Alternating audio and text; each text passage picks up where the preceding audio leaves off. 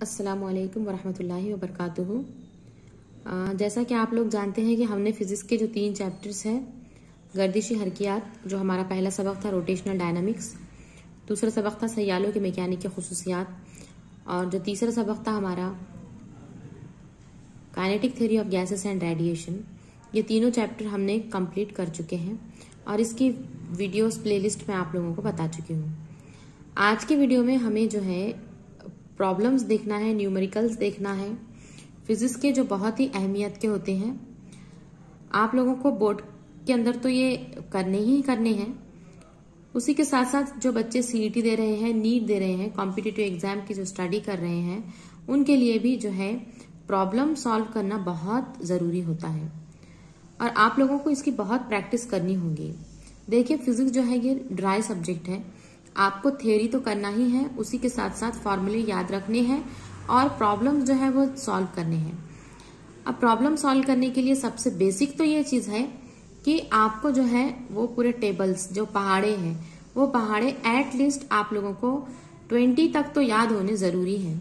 उसी तरीके से लॉग टेबल किस तरीके से हम देखते हैं वो आप लोगों को आने चाहिए, और मैथमेटिकल कैलकुलेशन, जो बेसिक कैलकुलेशन है, जो अशारिया है, बच्चों को जो है वो सॉल्व करने आता नहीं है, तो अशारिया किस तरीके से सॉल्व करते हैं ये भी है। उसी तरीके से सिंपल जो हमारा जरब है, तकसीम है, जमा है, मनफी है, उसी तरीके से जो है हमारा पावर को कैसे सॉल्व करना है, ये बेसिक चीजें आप लोगों को आनी जरूरी है।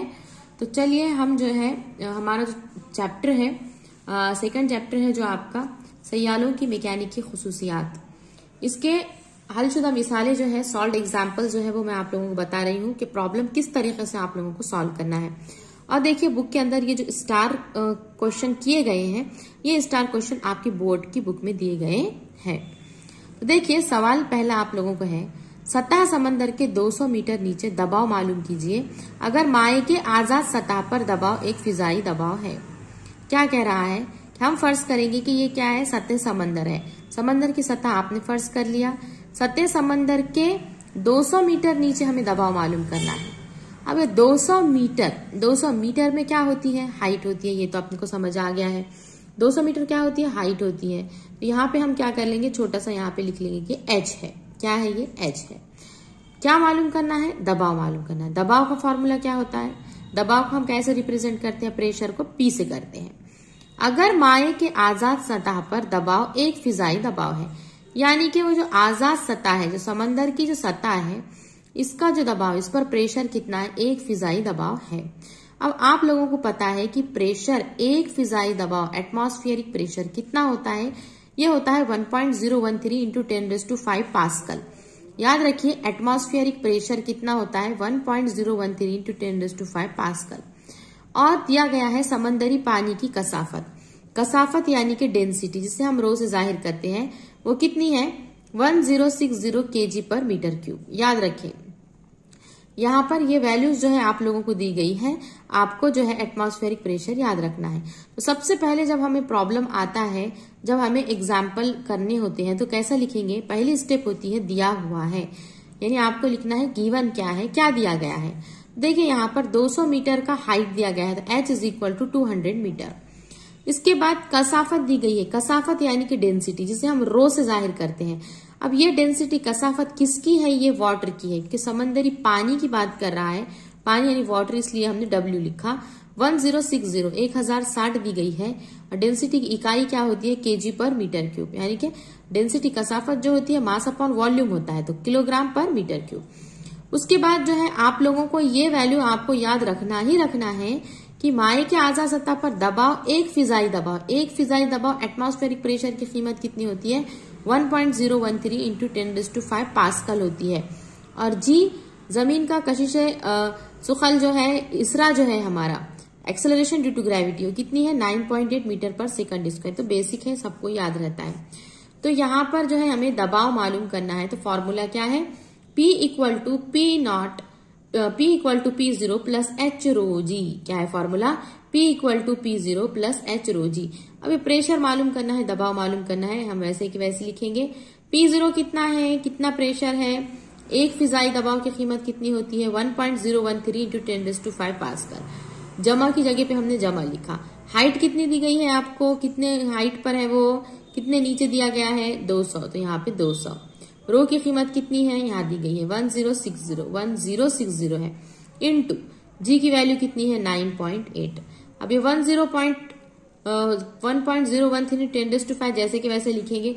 अब देखिए गलतियां क्या कर लेते हैं आप लोग, ये पूरा एक साथ आप जो है वो सॉल्व कर लेते हैं, इस तरीके से नहीं होगा। आप लोगों को बॉडमास का रूल मालूम है, तो पहले जो है 1.01 10⁵ जैसे कि वैसे यहाँ पर लिखेंगे, और हम ये वाला जो टर्म है इसे हम क्या करेंगे, सॉल्व करेंगे। जब हमने इसे सॉल्व कर लिया तो यहाँ पर हम ये सॉल्व करने के बाद ये मल्टीप्लाई कर ले, जरब कर ले, सिंपल जरब है, यहाँ पर ये वैल्यू आ गई है। अब देखिए 10 की 5 और ये 10 की 5 ये दोनों कैसे हैं, कॉमन है, तो 10⁵ यहाँ पर लिखेंगे हम। और ये 1.013 के अंदर हमें 20.776 क्या करना है, ऐड करना है। देखिए जमा की अलामत है, तो 20.776 में हमें 1.013 जमा करना है, ये हो जाएगा 21.789 जरब 10 की 5 पास्कल। आ गया है समझ में। तो देखिए ये जो प्रॉब्लम है ये मैं आप लोगों को एक सॉल्व एग्जाम्पल यहाँ पे जो दिया गया है वो समझा रही हूँ किस तरीके से करना है आपको। तो ये प्रॉब्लम करने से पहले आप लोगों को इसकी थ्योरी जो है ये पहले तो परफेक्ट करनी होगी थ्योरी, इसके बाद इसके जो फॉर्मूला है वो फॉर्मूले करने होंगे, पहाड़े हो गए हैं, उसी तरीके से जो यूनिट्स हो गए हैं, ये तमाम चीजें करना है। तो किस तरीके से करेंगे आप कि जो क्वेश्चन आपको दिया गया है उसका पहले आपने दिया हुआ क्या है वो लिखना है। पहले गिवन लिखते हैं, गिवन लिखने के बाद उसका फॉर्मूला लिखते हैं, फॉर्मूला लिखने के बाद उसकी जो वैल्यूज है वो रखते हैं। वैल्यूज सॉल्व होने के बाद जो भी आंसर आता है वो आंसर की आपको यूनिट लिखना जरूरी है। यूनिट क्या है, पास्कल। प्रेशर को, दबाव को क्या में नापते हैं हम, पास्कल में नापते हैं। आ गया समझ में। चलिए अब मैं दूसरा क्वेश्चन भी आप लोगों को समझा देती हूँ। अब सेकंड क्वेश्चन क्या दिया गया है, देखिए आबी लिफ्ट, हम आबी लिफ्ट देख चुके हैं, हाइड्रोलिक लिफ्ट है, में दाखिल पिस्टन 30 सेंटीमीटर की दूसरी सतही रकबा रखता है। अब सतही रकबा, रकबा यानी कि एरिया, सेंटीमीटर स्क्वायर यहाँ पे हमें समझ जाना चाहिए कि एरिया की बात कर रहा है, रकबा की।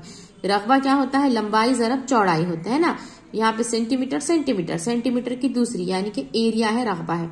तो एरिया को कैसे जाहिर करते हैं हम, ए से, ये समझ गया है। और हासिल पिस्टन 1500 सेंटीमीटर स्क्वायर का सतही रकबा रखता है। आप लोगों को आबी लिफ्ट याद आ रही है। आबी लिफ्ट के अंदर हमने क्या किया था कि एक तरफ जो है हमने गाड़ी रखी थी, कार रखा था, और एक तरफ हमने फोर्स दिया था, F1 फोर्स से क्या किया था, उसे ढकेला था, और वो जो ऊपर जो एक क्या हो रही थी, पिस्टन पर जो गाड़ी रखी हुई थी वो क्या कर रही थी, ऊपर की तरफ जा रही थी। हमने कितने एरिया पे लगाया, 30 सेंटीमीटर स्क्वायर के रकबे पर हमने क्या किया है, एक पिस्टन जो है वो क्या करता है, दाखिल पिस्टन जो है ये 30 सेंटीमीटर स्क्वायर का है, और हासिल जो है आउटपुट जहां से मिल रहा है वो 1500 सेंटीमीटर स्क्वायर का है।